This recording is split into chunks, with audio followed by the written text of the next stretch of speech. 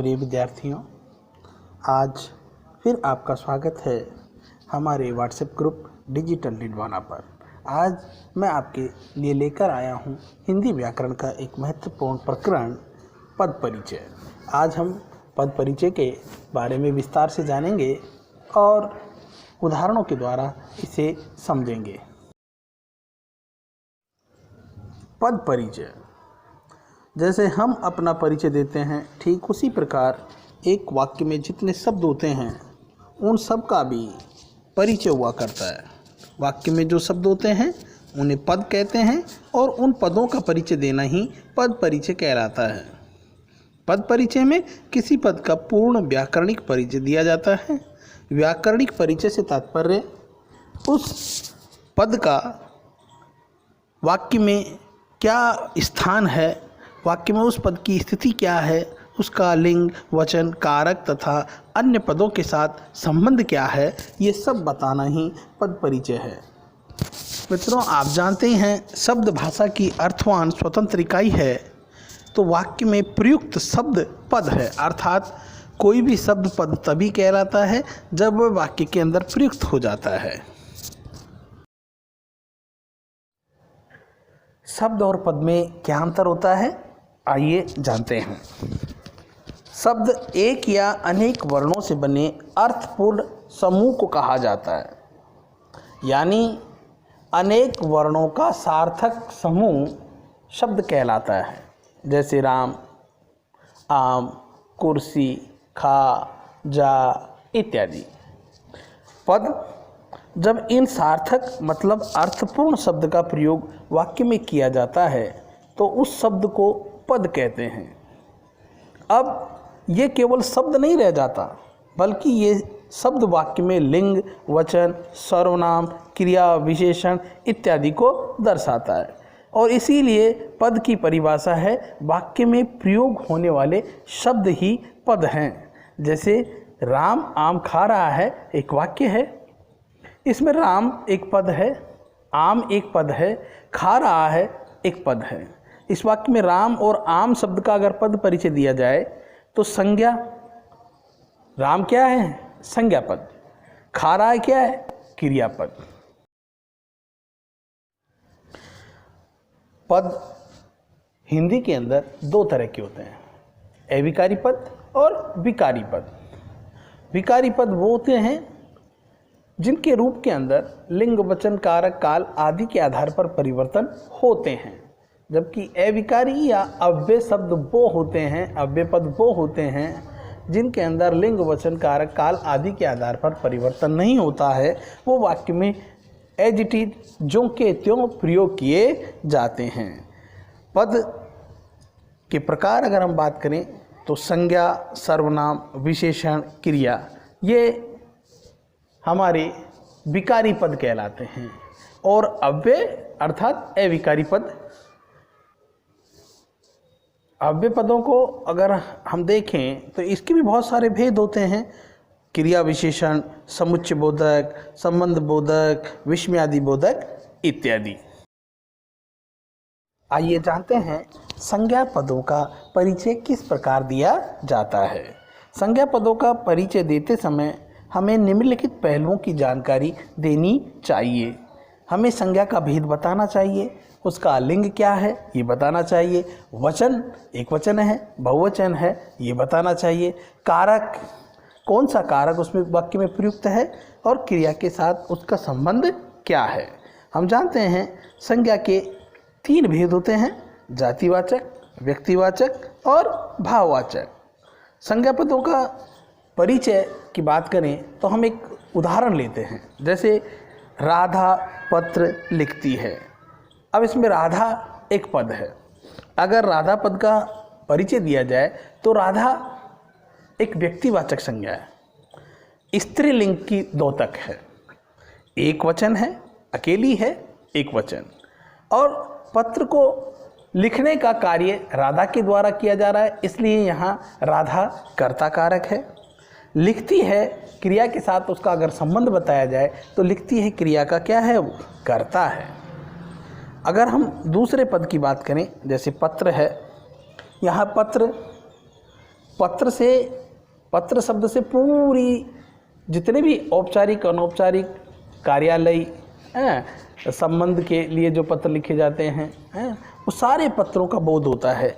इसलिए पत्र यहाँ जातिवाचक संज्ञा है, पुल्लिंग है, एकवचन है, कर्म कारक है, लिखती है क्रिया का कर्म है। इस तरह से हम संज्ञा पदों का परिचय देते हैं। सर्वनाम पदों का परिचय समझ लेते हैं। सर्वनाम का पद परिचय देते समय निम्नलिखित पहलुओं की जानकारी हमें देना आवश्यक होता है। सर्वनाम का भेद क्या है, उसका भेद क्या है, पुरुष कौन सा है, उसमें लिंग कौन सा है, वचन कौन सा है, कारक कौन सा है और क्रिया के साथ सर्वनाम का संबंध क्या है। सर्वनाम के अगर भेदों की बात करें तो सर्वनाम पुरुषवाचक, अनिश्चयवाचक, निश्चयवाचक, प्रश्नवाचक, संबंधवाचक और निजवाचक प्रकार के होते हैं। एक उदाहरण से हम समझते हैं सर्वनाम पद का परिचय। गोलू ने उसे बहुत मारा। यहाँ उसे पद का अगर परिचय दिया जाए जो कि एक सर्वनाम पद है, ये पुरुषवाचक सर्वनाम है, अन्य पुरुष है, उभयलिंग, एक वचन, कर्म कारक, मारा क्रिया का कर्म है। एक दूसरा उदाहरण देखते हैं। मेघा और हम मेला देखने गए। यहाँ हम एक सर्वनाम पद, इसका परिचय अगर दें तो हमको लिखना होगा कि हम एक पुरुषवाचक सर्वनाम है, उत्तम पुरुष है, पुल्लिंग है, बहुवचन है, कर्ता कारक, देखने गए क्रिया का कर्ता है। इस तरह से सर्वनाम पद का परिचय दिया जाता है। विशेषण का पद परिचय। विशेषण पदों का परिचय देते समय निम्नलिखित पहलुओं की जानकारी देनी चाहिए। विशेषण का भेद क्या है, उपभेद क्या है, लिंग क्या है, वचन क्या है, कारक क्या है, विशेष्य। विशेष्य अर्थात जिसकी विशेषता बताई जाती है उसे विशेष्य कहते हैं। विशेषण के बहुत सारे भेद हैं। गुणवाचक विशेषण, परिमाणवाचक विशेषण, संख्याबोधक और सार्वनामिक विशेषण। विशेषण पद का परिचय देते समय हमने जाना कि हमें उनके भेदों के बारे में, उनकी अवस्थाओं के बारे में, लिंग, वचन, कारक और विशेष्य के बारे में बताना होता है। उदाहरण से हम समझते हैं इसे। क्षितिज पहली कक्षा में पढ़ता है। पहली जो अंडरलाइन शब्द है उसको देखिए। पहली शब्द संख्यावाची विशेषण है, निश्चित संख्यावाची विशेषण, स्त्रीलिंग है, एक वचन है, अधिकरण कारक है और कक्षा का विशेषण है। दूसरे उदाहरण में देखिए, यह पुस्तक अप्पू की है। यहाँ यह को अंडरलाइन किया हुआ है। यह सार्वनामिक विशेषण है, स्त्रीलिंग है, एक वचन, पुस्तक का विशेषण है। तीसरा उदाहरण देखिए, आर्थव बहुत शैतान लड़का है। यहाँ बहुत पद का अगर हम परिचय दें तो बहुत प्रविशेषण है। प्रविशेषण वो होते हैं बच्चों जो विशेषण की विशेषता को बताते हैं। तो यहाँ बहुत प्रविशेषण है, पुल्लिंग है, एक वचन है, कर्म कारक है और शैतान का विशेषण है। शैतान शब्द का अगर पद परिचय दिया जाए तो शैतान गुणवाचक विशेषण है, पुल्लिंग है, कर्म कारक है, लड़का का विशेषण है। क्रियापद का परिचय देते समय निम्नलिखित पहलुओं की जानकारी देनी चाहिए। क्रिया का भेद क्या है, कर्म के आधार पर क्रिया है या रचना के आधार पर क्रिया है।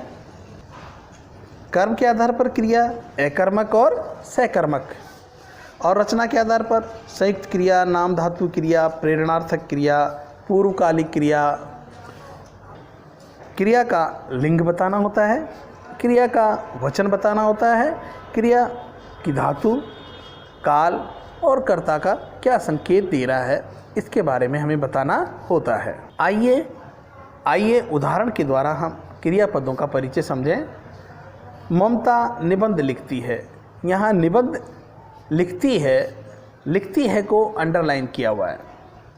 लिखती है सकर्मक क्रिया है, स्त्रीलिंग है, एक वचन है और लिख धातु है, वर्तमान काल की क्रिया है, ममता इसकी कर्ता है। दूसरा उदाहरण देखते हैं। बच्चे रोज स्कूल जाते हैं। जाते हैं एक अकर्मक क्रिया है, पुल्लिंग है, बहुवचन है, जा धातु वर्तमान काल और बच्चे इसके कर्ता हैं। टन टन टन टन टन टन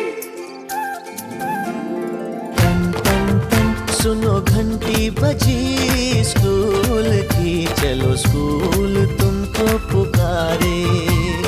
पल पल पल रोशनी जो मिली स्कूल की, जगमगाओगे तुम बन के तारे।